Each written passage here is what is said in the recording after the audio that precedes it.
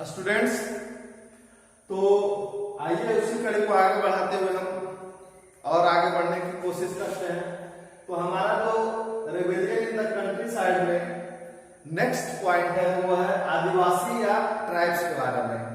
तो जिस तरीके से सोसाइटी के हर ग्रुप ने गांधी जी के नॉन कोऑपरेशन मूवमेंट को अपने तरीके से स्वराज की परिभाषा अपने तरीके से डेवलप की, ठीक उसी तरह देश के हर उन आदिवासी ग्रुप्स ने गांधी जी के नॉन कोऑपरेशन मूवमेंट में स्वराज की परिभाषा अपने तरीके से डिफाइन की। यानी इन आदिवासियों के लिए भी स्वराज एक मायने रखता था, पर वो स्वराज क्या था, आइए उस स्वराज के बारे में हम जानने की कोशिश करेंगे।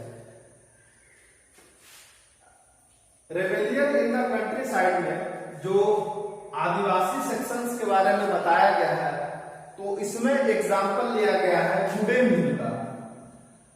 गुडेम हिल्स, गुडेम हिल्स जो है आंध्र प्रदेश में है। गुडेम हिल्स आंध्र प्रदेश में है और इसी गुडेम हिल्स को सेंटर बना करके आपके एनसीईआरटी चैप्टर 2 में आदिवासियों की आइडियोलॉजी को बताया गया है। आदिवासियों की आइडियोलॉजी के बारे में दिखलाया गया है कि उन्होंने गांधी जी के स्वराज मूवमेंट को किस तरीके से लिया। तो सबसे पहले हम यह जानने की कोशिश करें कि ये जो आदिवासी सेक्शंस है या आदिवासी ग्रुप है, इसकी समस्याएं क्या थी, इसकी प्रॉब्लम्स क्या थी। तो इसकी सबसे पहली प्रॉब्लम्स थी कि जो फॉरेस्ट होता है, फॉरेस्ट यानी जंगल, ये जंगल ही इन आदिवासियों के लिए सब कुछ होता है।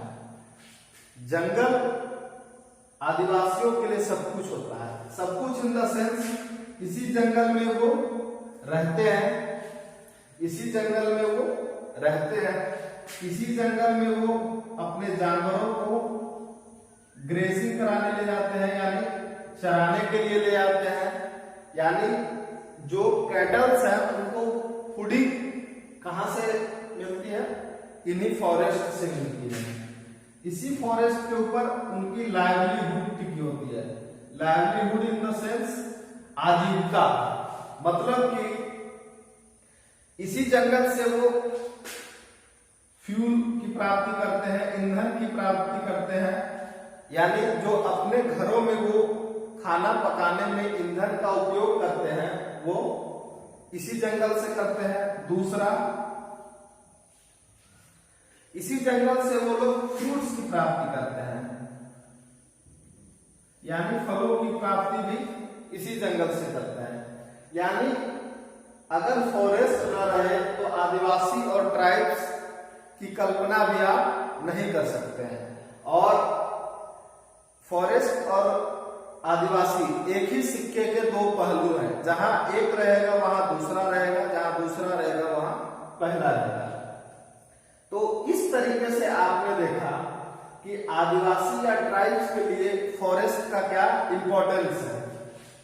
दूसरा, बेगार सिस्टम न सिर्फ पीजेंट सेक्शन में था, बेगार सिस्टम आदिवासी सेक्शन में था।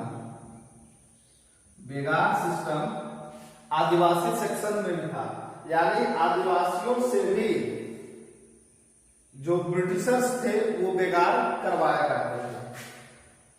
और तीसरा जो है, उनकी कुछ नेचुरल राइट्स है।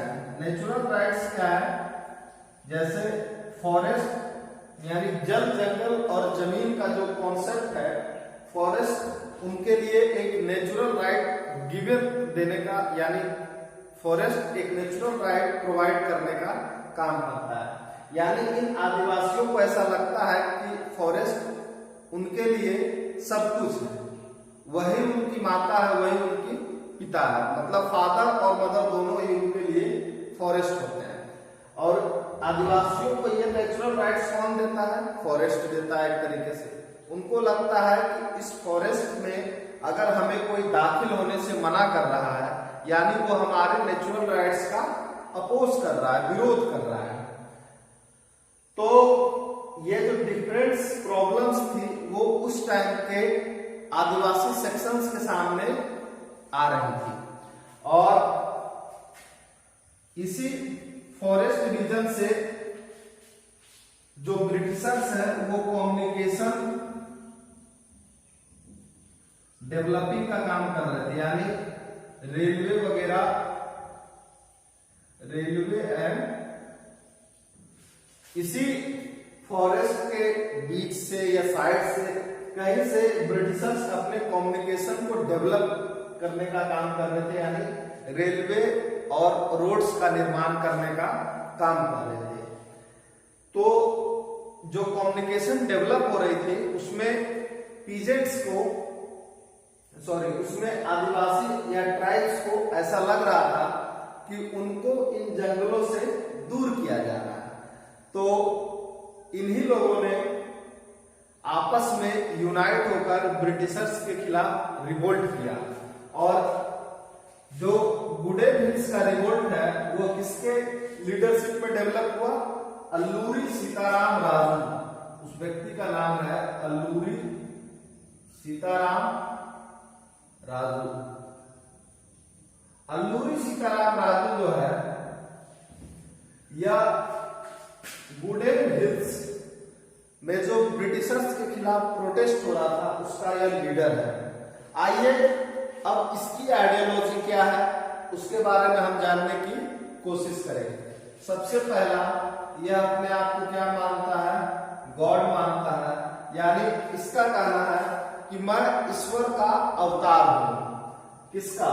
अल्लूरी सीताराम राजू का कहना है कि मैं ईश्वर का अवतार हूं। स्टूडेंट्स, एक चीज आप गौर कीजिएगा कि अभी तक मैंने 2-3 और आदिवासी मूवमेंट्स के बारे में पढ़ा है। जैसे एक फेमस आदिवासी मूवमेंट है मुंडा मूवमेंट, जो झारखंड में मुंडा ट्राइब्स है उन लोगों का मूवमेंट हुआ था 1895 से लेकर 1900 के बीच।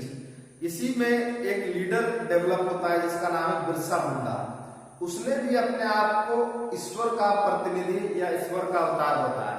यानी ये जो ट्राइब्स ग्रुप है इनमें कोई भी लीडर अपने आप को ईश्वर का ही अवतार साबित करता है और लोग उसके पीछे पीछे चलते हैं।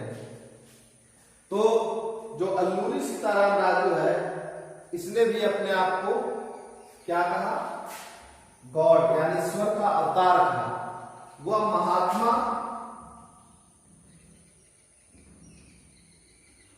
महात्मा गांधी की आइडियोलॉजी को क्या करता है? वह महात्मा गांधी की आइडियोलॉजी को सपोर्ट करता है, यानी उसे महात्मा गांधी के जो प्रॉपर्टीज हैं वो पसंद है, जो गांधी जी की आइडियोलॉजी है वो उसे सपोर्ट करता है।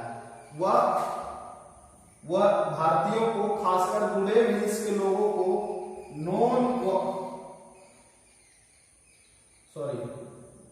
वह गुडेल हिल्स के लोगों को असहयोग आंदोलन, जो नॉन कोऑपरेशन मूवमेंट है उसमें सपोर्ट देने की बात करता है। गुडेल हिल्स के लोगों को नॉन कोऑपरेशन मूवमेंट में सपोर्ट देने की बात कौन करता है? अल्लूरी सीताराम राजू। यह लिकर का प्रोटेस्ट करता है और यह लिकर का प्रोटेस्ट करता है और खादी का सपोर्ट करता है। यह लिकर का प्रोटेस्ट करता है और खादी का सपोर्ट करता है। यहीं से आपको पता चलेगा कि गांधी जी की आइडियोलॉजी में विश्वास करता है। लिकर का प्रोटेस्ट करता है और खादी का सपोर्ट करता है। लेकिन एक चीज यहां ध्यान देने वाली बात है, गांधी जी से उसका एक इशू पर डिबेट है। Debate in the sense friction है, अलगाव की स्थिति होती है। और वो क्या है? उसका कहना है कि इंडिया को अहिंसा के बल पर नहीं बल्कि हिंसा के बल पर आजाद कराया जा सकता है, यानी वायलेंस यानी उसका कहना है। देखिए गांधी जी कह रहे हैं कि भारत को हम अहिंसा के बल पर आजाद कराएंगे, और अल्लूरी सीताराम राजू जो गांधी जी के समस्त आइडियोलॉजी को सपोर्ट करता है, सिर्फ एक इशू पर उसका गांधी जी के साथ डिबेट है यानी अलगाव है, वो है कि वह कहता है कि भारत को सिर्फ और सिर्फ अहिंसा नहीं बल्कि हिंसा की राजनीति पर ही आजाद कराया जा सकता है। इसीलिए वो क्या करता है, जो पुलिस लाइन्स होती है, जो पुलिस थाने होते हैं,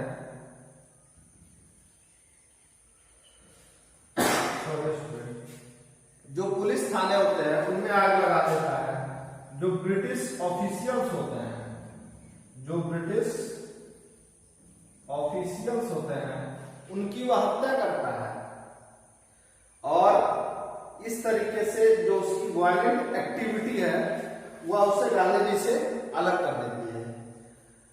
तो पुलिस थानों में आग लगाना, ब्रिटिश अधिकारियों की हत्या करना, अपने क्षेत्र के लोगों में जो दमनकारी जमींदार होते थे उनकी हत्या करना, महाजनों की हत्या करना, जो बड़े बड़े सर्राफा होते थे, जो बड़े बड़े धनी लोग होते थे, जो धन सेठ होते थे, उन लोगों की हत्या करना गुडेन हिल्स के लोगों ने या अल्लूरी सीताराम राजू ने अपने एक्टिविटी का एक पार्ट बना लिया, और यह वायलेंस में विश्वास करता था। एक तरफ नॉन कोऑपरेशन मूवमेंट चलता रहा और दूसरी तरफ गुडेन हिल्स के लोगों ने नॉन कोऑपरेशन मूवमेंट को सपोर्ट तो किया, बट उनकी जो एक्टिविटी और आइडियोलॉजी है वो वायलेंस की थी। इसी कारण गांधी जी ने इन मूवमेंट्स का सपोर्ट नहीं किया। बाद में यह मूवमेंट इसी तरीके से रन करता रहा, चलता रहा, और धीरे धीरे जाकर के अंग्रेजों ने इस पूरे मूवमेंट को दबा दिया, खत्म कर दिया। 1924 में अल्लूरी सीताराम राजू को फांसी दे दी गई, और इस तरीके से यह पूरा मूवमेंट खत्म हो गया। जब उसे फांसी दी गई तब तक वह अपने लोगों के बीच क्या बन चुका था, लोकनायक बन चुका था। क्या बन चुका था? लोकनायक बन चुका था। जब तक उसको फांसी दी गई 1924 में, यानी लगभग 4 सालों के दौरान इसने अपने लोगों को ब्रिटिशर्स के खिलाफ लड़ने के लिए प्रेरित किया, मोटिवेट किया, और जब इसे फांसी दी गई तब तक ये अपने लोगों के बीच लोकनायक की स्थिति में आ चुका था। यानी इसे गुडेन हिल्स के लोग, इसे गुडेन हिल्स में जो ट्राइब्स रहती थी, जो आदिवासी रहते थे, उन लोगों ने इसे अपना लोकनायक देवता माना। तो स्टूडेंट, इस तरीके से आपने rebellion in the country sites पढ़ा, यानी इसके अंतर्गत सोसाइटी के आपने 2 बड़े सेक्शंस को कवर किया, एक पीजेंट्स और दूसरा आदिवासी। तो इस तरीके से आपने इस पॉइंट को खत्म किया, और अब हम जो हमारा अगला पॉइंट होगा